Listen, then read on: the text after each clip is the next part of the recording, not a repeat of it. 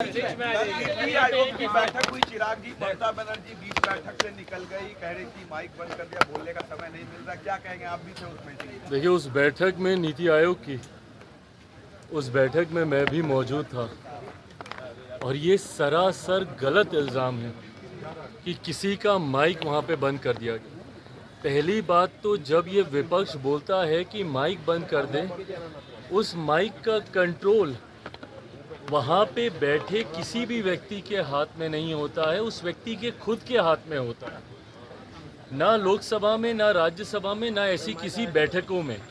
ऐसी बैठक में माइक सामने लगा होता है, ऑन ऑफ का स्विच सामने ही होता है। तो ये बात बोलना सरासर झूठ है जब कोई ये बोलता है कि मेरा माइक बंद कर दिया गया। हाँ, हर मुख्यमंत्री को, क्योंकि समय की बाध्यता थी, ओपन एंडेड अगर डिस्कशन को रखा जाता तो संभवतः हफ्तों तक ये बैठक ही चलती रहती।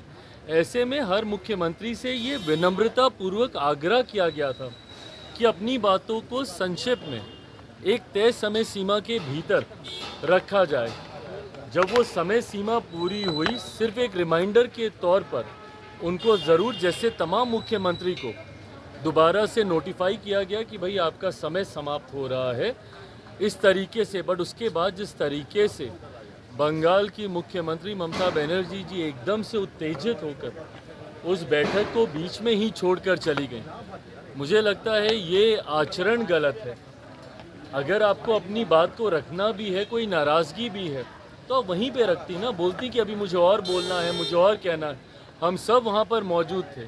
प्रधानमंत्री जी स्वयं उनको सुनना चाहते थे, वित्त मंत्री जी स्वयं वहाँ पे मौजूद थी, वो भी चाहती थी कि भैया क्या बजट को लेकर वो अपनी बातों को रख रही हैं। बट जिस तरीके से उनका आचरण था, इससे ऐसा लगता है कि विपक्ष की पहले से ही ये सोची समझी एक रणनीति का ये हिस्सा था कि वो जाएंगी, हंगामा खड़ा करेंगी और नीति आयोग जिस मकसद के साथ हम लोग वहाँ पर बैठे थे, उसके मकसद को डाइवर्ट कर सिर्फ अपनी ओर पूरा ध्यान केंद्रित करने के उद्देश्य से ये इस तरीके की कार्रवाई की गई है। कांग्रेस के साथ 4 सीएम ने बैठक को अटेंड नहीं किया, कहा बॉयकॉट कर दिया, और उन्होंने कहा कि हमारे साथ बाकी स्टेट के साथ नाइंसाफी हुई है जिस तरीके का बजट आया है।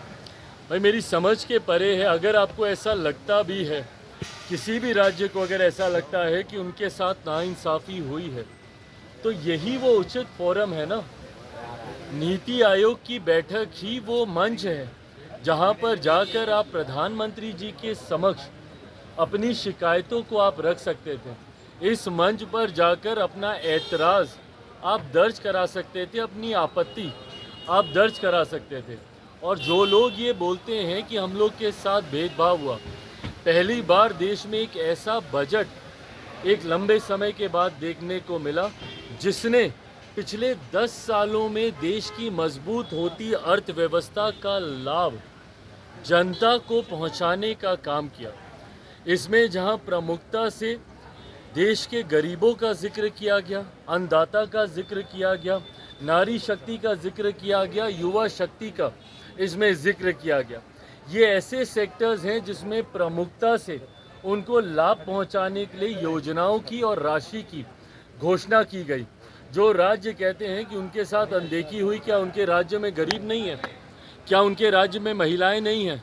क्या उनके राज्य में किसान नहीं हैं? क्या उनके राज्य में गरीब वर्ग से आने वाले युवा हो, महिलाएं हो, किसान हो, क्या ये लोग नहीं हैं?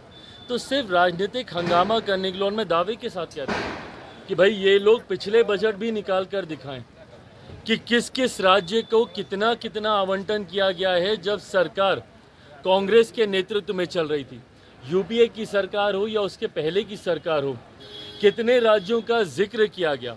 और मुझे ताज्जुब तो सबसे ज़्यादा राजद और कांग्रेस पर होता है। क्या राजद को खुशी नहीं होनी चाहिए कि भैया बिहार को एक बड़ी राशि आवंटित की गई है, इंफ्रास्ट्रक्चर डेवलपमेंट को लेकर हो, यहाँ पर सड़क को लेकर हो, पुल के निर्माण को लेकर हो। बिहार की सबसे बड़ी समस्या बाढ़, जिसका जिक्र हमेशा मैंने बिहार फर्स्ट, बिहारी फर्स्ट के माध्यम से मैंने किया। उस बाढ़ को लेकर लगभग 11,000 करोड़ की राशि अलग से आवंटित की जाती है। ऊर्जा को लेकर अलग से राशि आवंटित की जाती है। इंफ्रास्ट्रक्चर को लेकर राज्य में अलग से राशि आवंटित की जाती है। तो भैया अगर बिहार जैसा राज्य, जिसके लिए लंबे समय से हम लोग भी मांग करते थे भैया कि बिहार को विशेष राज्य का दर्जा मिलना चाहिए, बट स्पेशल कैटेगरी स्टेटस जब तक नहीं मिलता है, ये मांग भी हम लोग की थी कि बिहार को एक स्पेशल पैकेज मिलना चाहिए। आज मैं धन्यवाद करूंगा माननीय वित्त मंत्री जी का, और विशेष तौर पर मैं धन्यवाद करूंगा मेरे प्रधानमंत्री आदरणीय नरेंद्र मोदी जी का। मैं अपनी तरफ से, अपनी पार्टी लोक जनशक्ति पार्टी रामविलास की तरफ से प्रधानमंत्री जी और वित्त मंत्री जी का धन्यवाद करूंगा कि एक लंबे समय से जो बिहार और बिहारियों की मांग थी, उस मांग को सुना गया है, उस मांग को पूरा किया गया है। अगर इस पर भी अगर राजद और कांग्रेस को अगर ऐतराज़ है, तो ये वही लोग हैं जो कतई बिहार का विकास नहीं चाहते हैं। चिराग पासवान मॉनसून सत्र चल